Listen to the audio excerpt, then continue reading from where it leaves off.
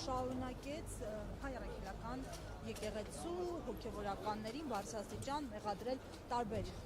գործողությունների մեջ, նաև երկիրը հասարակությունը պառակտելու։ Դուք ինչպես եք պատկերացնում հանգուցալուծումը, եթե մեր 4 սրբազաններ այս պահին կալանավորված են, եթե եկեղեցին շարունակում է թիրախում։ Նախ երկրի գլխավոր գերագույն պառակտիչը Պարզաովա, դրա անունը Նիկոլա Ազգանու Փաշինյան։ Այդ մարդն է պառակտել, այդ մարդն է սև ու սպիտակի բաժանել, նախկին ներկայի բաժանել, այս տարածաշրջանի, այն տարածաշրջանի, գիտեք, նախկինում խոսույթ է արցախցի մեր քույր եղբայրների հետ կապված, գիտեք, որ եկեղեցին ահմի պառակտում, ասում ինքը պառակտման մարմնավորումն է, էլի, եւ խոսել պառակտման մասին, որ երկիրը արդեն ընտանիքների մեջ է մտել, ընտանիքի ներսն արդեն պառակտում նստում, ավելորդ է, էլի, այսինքն պարզա թիվ 1-ը ինքն է եւ որևէ մեկը պառակտման կողմնակից չի, հակառակը միաբանության կողմնակից է եւ հայ առաքելական սուրբ եկեղեցին այն տեղն է, որտեղ որ ինքը հիմա կներեք այս արտահայտությանս համար սրբապղծություն է կատարում եւ դա ավելի քան ակնհայտ է։ Ինչ վերաբերում է սրբազանների հետ կապված, սրբազանների գործն էլ ակնհայտ չի, որ դրա մասին բազմաթիվ անգամներ ասել են եւ այսօր դատական նիստերի դահլիճում ուղիղ սրբազան հայրը ասեց դրա մասին։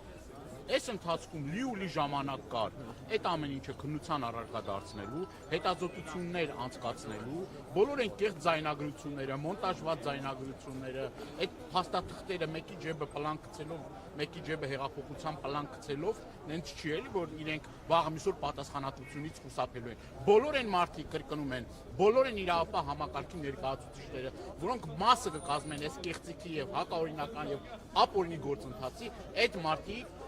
ամենախիստ պատժեն ենթարկվելու օրենքի ամբողջ խստությամբ։ Ժամանակը գալու է եւ այդ մարդիկ պիտի գիտակցեն, որ օրենքից դուրս որևէ գործողություն անելու իրավունք չունեն։ Եվ այդ առումով նաեւ Սրբազանը ասեց, մենք էլ ազգային ժողովում փաստում ենք եւ վկայում ենք, որ եղել է նման պնդումներ, իրենք խոստացել են այդ ամեն ինչը անեն, բայց չեն արել, որովհետեւ ձեռ չի տալիս, որովհետեւ գիտեն, որ այս ամեն ինչը կեղծիք է եւ սուտ է, եւ այս արշավները Սրբազանները ինչու են անազատության մեջ, ինչու են կալանքի տակ։ Մի պարզ պատճառով, որովհետեւ քանդման, պառակտման գործընթացը Նիկոլ Փաշինյանը սկսել է 18 թվականի իր իշխանության գալուց հետո, նոր Հայաստան նոր հայրապետություն։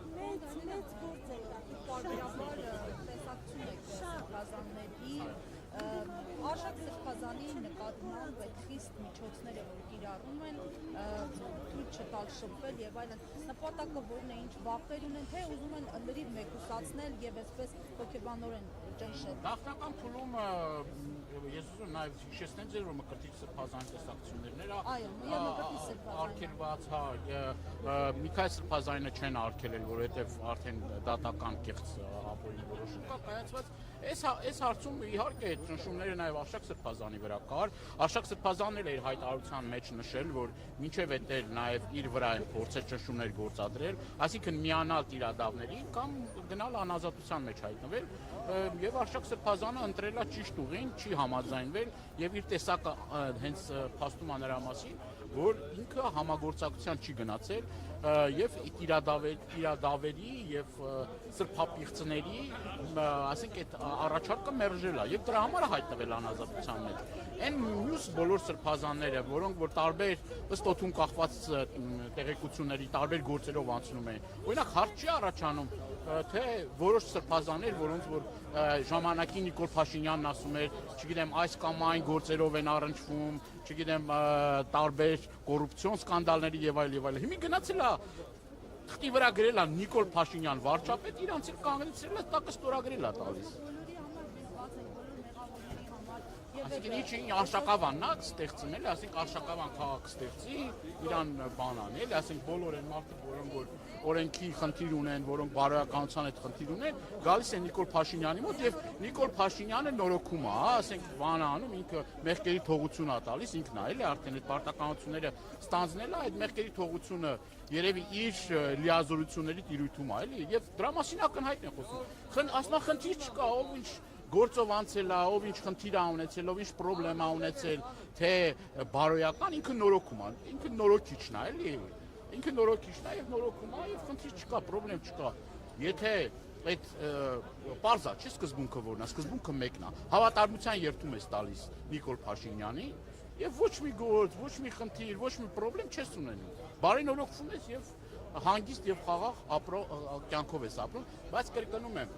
նաեւ այս գործընթացը, որ տեղի է ունենում, սա նաեւ ես մի երկու օր առաջ եմ սրա մասին խոսել, տիրադավների տունը կռիվ է ընկել։ Իրենք իրեն մեջ ունեն խնդիրներ եւ դրանով էլ պայմանավորված Նիկոլ Փաշինյանը կանչել է կառավարական ամառանոց եւ չէ, ոչ թե հաշտեցի ցույց տա, որ մենք հլա դեռ կանք եւ ձախողված փորձը եկեղեցու դեմ գրոհի ձախողված փորձը հիմա փորձում է որոշակի վարչական լծակներով բանով եւ այդ ուխտերն էլ է դրա մասին փաստում։